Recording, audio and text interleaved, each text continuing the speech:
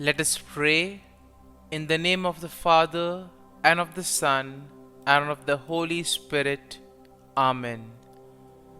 O Jesus, through the Immaculate Heart of Mary, I offer you my prayers, works, joys, and sufferings on this day for all the intentions of your Sacred Heart, in union with the holy sacrifice of the Mass throughout the world, in reparation for my sins, for the intentions of all my relatives and friends, and in particular for the intentions of the Holy Father. Amen. Let us together pray for the intentions of the Holy Father for the month of July, for a Eucharistic life. We pray that Catholics may place the celebration of the Eucharist at the heart of their lives, transforming human relationships in a very deep way and opening to the encounter with God and all their brothers and sisters. Our Father, who art in heaven, hallowed be thy name. Thy kingdom come, thy will be done, on earth as it is in heaven. Give us this day our daily bread, and forgive us our trespasses, as we forgive those who trespass against us. And lead us not into temptation, but deliver us from evil. Amen. Hail Mary, full of grace, the Lord is with you. Blessed are you amongst women, and blessed is the fruit of thy womb, Jesus. Holy Mary, Mother of God, pray for us sinners, now and at the hour of our death. Amen. Glory be to the Father, and to the Son, and to the Holy Spirit, as it was in the beginning, is now, and ever shall be, world without end. Amen. My dear friends, the Word of God welcomes us this morning. And as we begin this day, let us begin by spending time with the Lord. As we have decided to welcome this day in the presence of the Lord, let us begin by thanking Him for all that He has done for us, all the blessings that He has bestowed on us, and most importantly, for all the graces, for all the favors that He has given us right from our birth till now.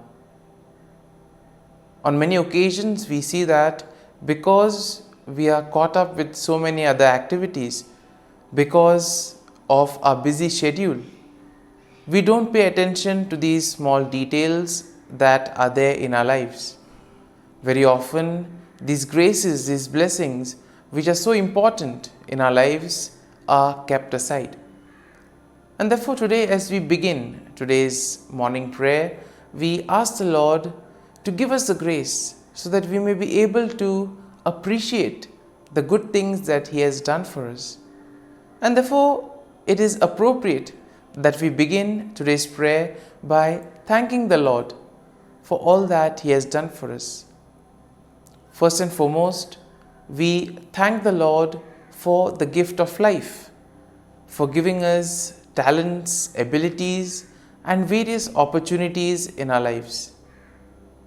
We also thank the Lord for the gift of our family members, friends, relatives, near and dear ones, and all those who play a very important role in our lives. Now we see that there are so many people who have been instrumental in our lives in so many ways. These people have dedicated their time and effort, and thus they have shaped and helped us become who we are. And therefore we thank the Lord for their presence in our lives, and we also ask the Lord to bless them so that they may be able to have the fullness of life. We also thank the Lord for the gift of this day. Yet another day that we have been given to make good use of our talents, of our abilities, and more importantly, to make a difference not only in our lives, but also in the lives of those around us.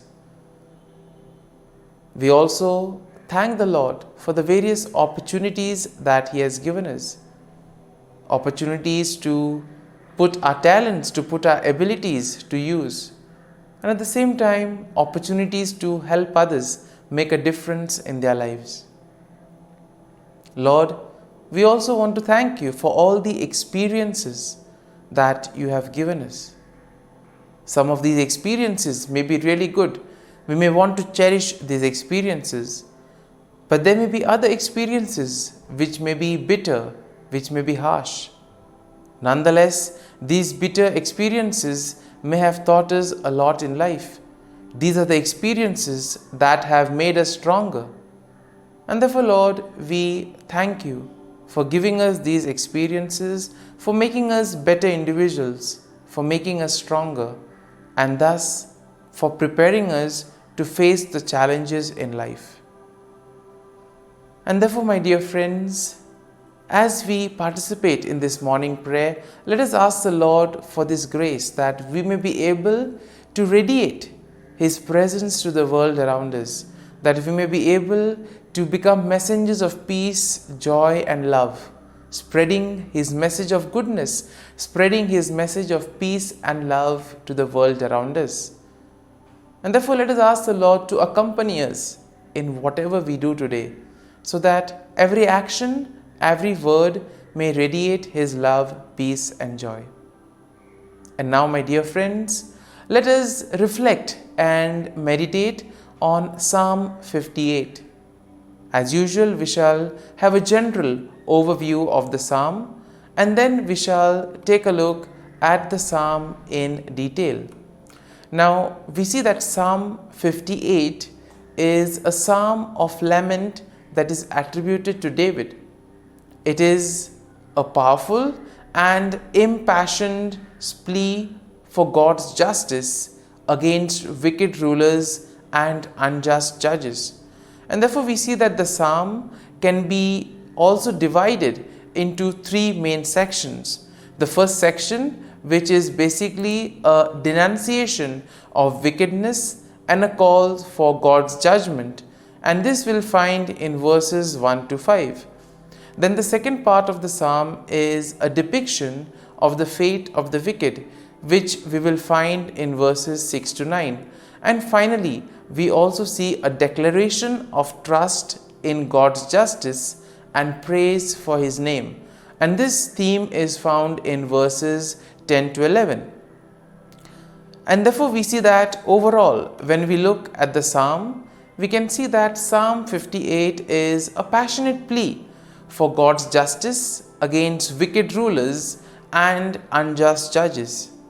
Even in today's world, we do find ourselves in situations where we may either be victims of injustice, or we may also see injustice happening around us.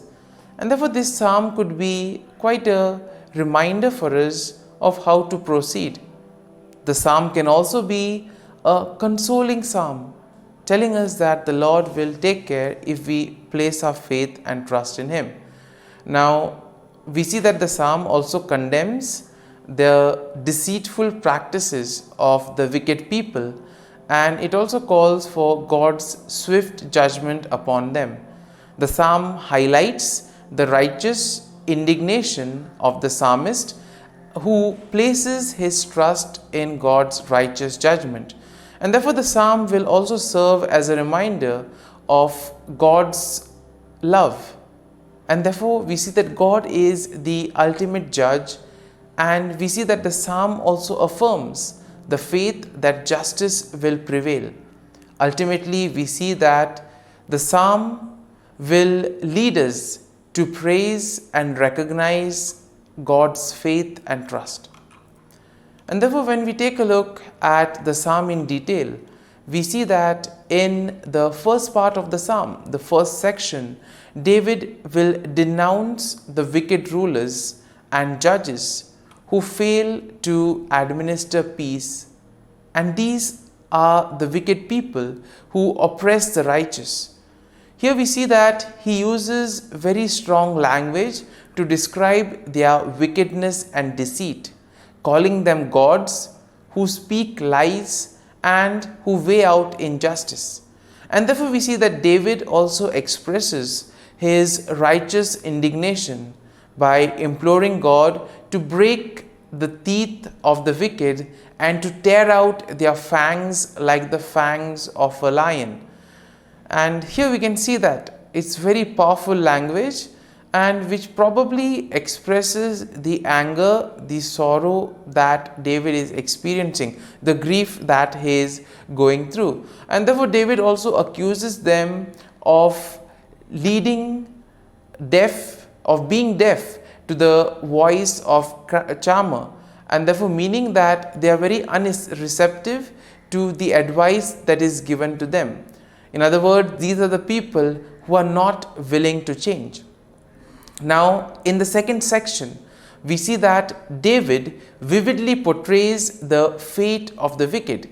And here he sees that he compares them to a serpent whose venom is useless and cannot harm others.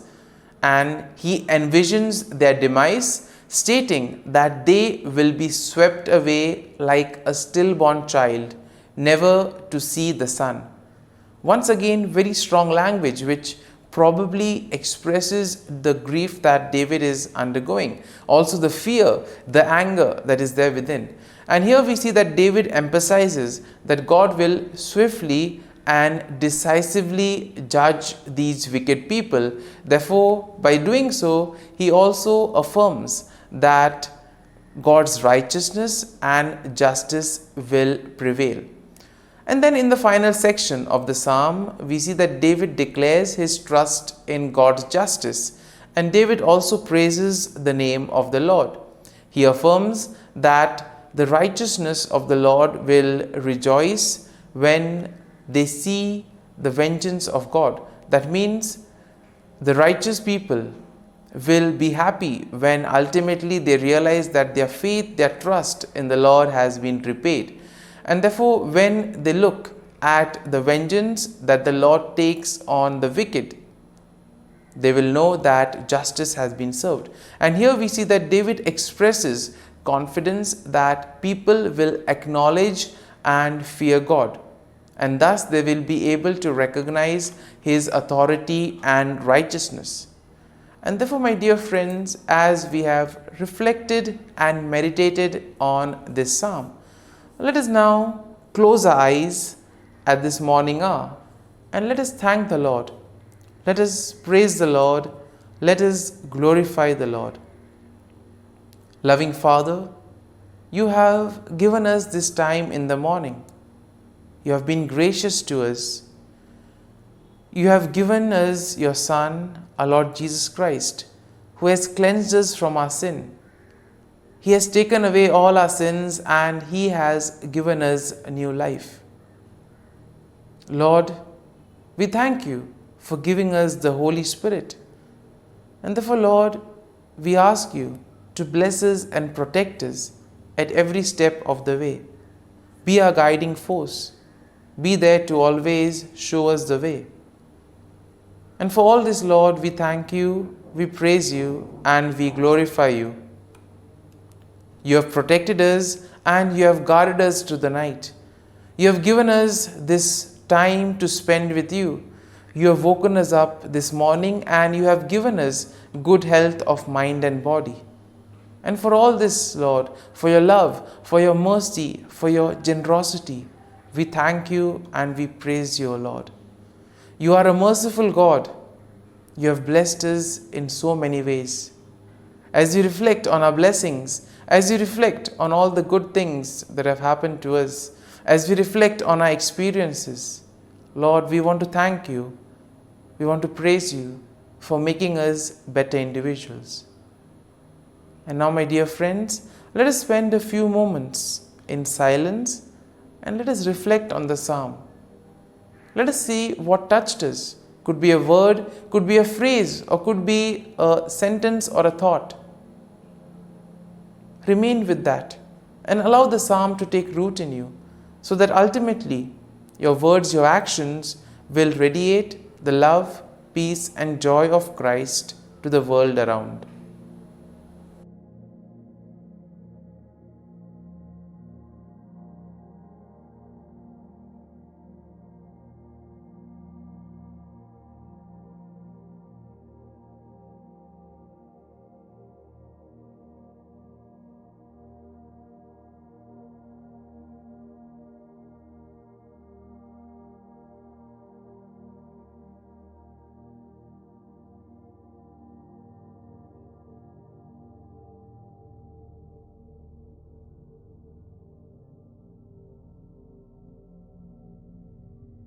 Prayer to Saint Michael the Archangel for protection.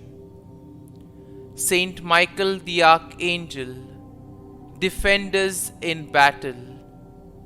Be our defense against the wickedness and snares of the devil. May God rebuke him, we humbly pray. And do thou, O Prince of the heavenly hosts, by the power of God, thrust into hell Satan and all the evil spirits who prowl about the world, seeking the ruin of souls. Amen. Act of Adoration.